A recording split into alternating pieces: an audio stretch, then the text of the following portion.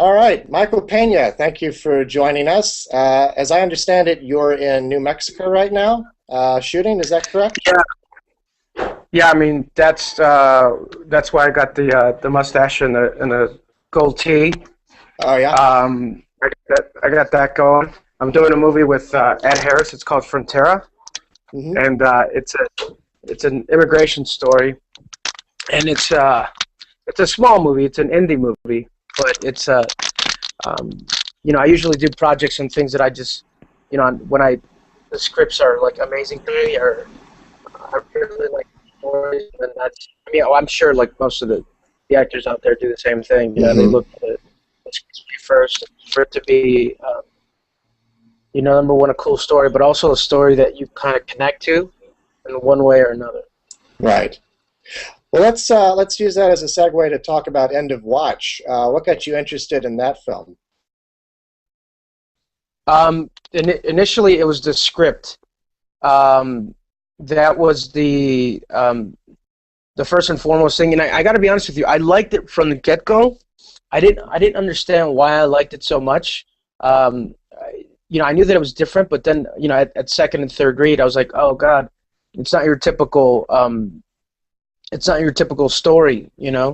Uh, it's more of like a somehow you got to get there, but it's a real story about two brothers, Hmm. like two brothers from another mother sort of thing, Hmm. and it kind of lives and dies off whether or not uh, you can pull that off, which is kind of it's not the easiest thing to do. And that's when I first met David Ayer. That's what he said. He said that he really wanted it to be authentic, and he pretty much has to be my brother. Hmm. And most cop stories aren't like that. They're all filled with corruption and stuff. And I thought that it was different, and I thought it was great. Hmm. This film has such an interesting kind of aesthetic to it. It has a real gritty, you are here, guerrilla filmmaking kind of uh, look to it. Could you talk a bit about that for people who haven't seen the movie? Uh, Yeah, I mean, for me, it was a bit scary because I didn't know if we were getting everything in every shot. And usually, like in a contemporary film, what you have is like, you have a master, and then you have a medium, then you have, over the shoulders, and then you have close-ups, and then you follow whatever action that it is that you're doing. And it's kind of scary, at least for an actor, when when I have like this big monologue, and then all of a sudden, like you're like, where are the cameras at? And that's almost like having a birthday party, and you're about to blow out the candles, and you can't see your mom with the camera. She's up, right. she's up in the roof, tying the piñata for those that are Mexican out there. Um, Hmm. and and so it was a little nerve wracking, but at the same time, after a while, after the first week, it was pretty freeing because I was able to like just get really comfortable with it, and you're like, whatever. If they get it, they get it. If they don't, they don't. And lo and behold, it was they actually got way more than I thought that they were going to get because there was like three cameras on at all times. Hmm. Uh, I heard that you and Jake Gyllenhaal spent a great amount of time preparing for the roles. Can you talk about that? Did you go for ride-alongs? Did you discharge weapons at all? What was your police academy like, I should say? Yeah, the police academy. Well, we had 5 months of it, and Oh, really? yeah, it was. We went through like 30 ride-alongs, maybe more. I don't know. Jake could tell you. He's got a good count of that. And in order for you to, for somebody to play like you to play somebody's brother, it's kind of tough. Kind of tough. First Hmm. couple of months we didn't have it for sure. Like he's such a different person. Just like uh, his parents are like Oscar nominated. Artists. I was his sister and my brother. Hmm. Works, works for the city. My dad works in a factory. I used to work in a factory, so we didn't necessarily get along right away, you know. Hmm. Um, and then after 2.5 months of like doing constant ride-alongs and having to have each other's backs in real life, Hmm. um, it's kind of like the pressure puts you two people together, and you really have to look out for each other. And then we did a lot of we actually did sparring. We try to not hit each other in the face. I was sparring with these kids in a park, and it was really useful because when you're playing a character like this, you want to embody and have a pretty good grasp on a certain skill set that the character does. And I try to do that. Right, right. Well, it certainly comes across in the film. You think that sort of preparation helps with every film, or does it just help with this one in particular? Or no, I think it's every film. I think if I'm playing a lawyer, I really want to define all the terminology that's there's probably like 50 words that they use over and over and over and over again, and then because for them it's all about defining and defining. I think that would be really important, speaking in front of people,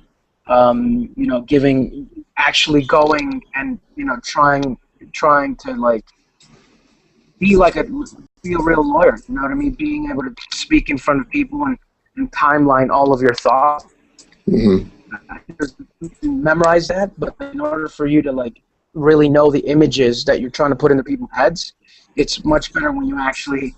I mean, you don't have to be an expert, but if you can be, that'd be great. Depending on what kind of lawyer you're playing, but I think it's really important for you to have some of the same skills, because I think you will invariably become one with the character. Mm-hmm.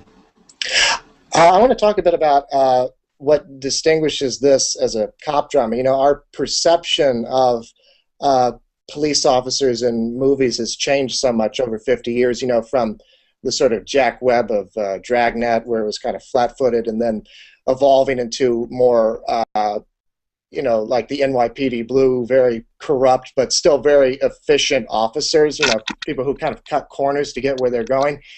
And now we have this, an End of Watch. Can you talk a bit about the sort of portrayal of the police officers in this film and how that betrayal or portrayal? Portrayal, excuse me. Oh, portrayal. That's like betrayal. I was like, no, that's another reason too. It's because it was just so different.